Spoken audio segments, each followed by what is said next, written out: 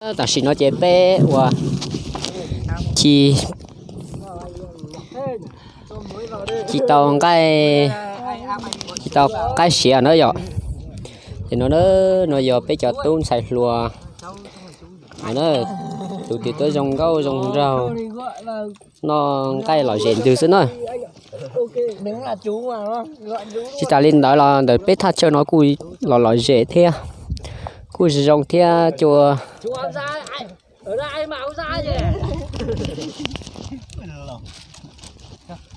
phải chú nhá, kiểu nói chung là kiểu mồm cháu ấy, đây thì kiểu không ai bán đâu, phải chú nhá, xong là kiểu xong anh như kiểu hiện lòng không khỏe xong loại rễ từ xong chỗ này kiểu muôn ngục này, siêu hào đó anh em mình làm hết đi. anh em ơi không phải chú cháu đâu anh ạ.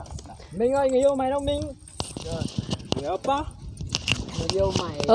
từ miền Sài Gòn có tới từ Bà Chiều cái lo cơ cầu đi trong một hậu là hậu nữa tên nó chỉ giờ tên khó chơi lỏ dễ hình đi nó dọ xíu còn nó cho cái xíu hậu nữa hậu kia cho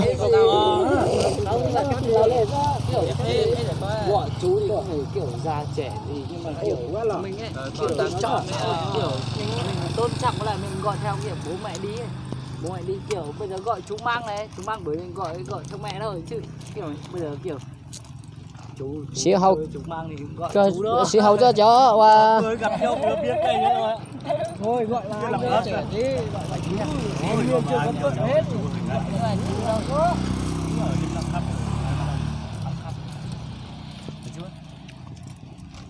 Làm hết với anh em đi. Đừng có vội để. Nhớ. Bắt chuyện đứa bé hao à? Tôi lấy lo này.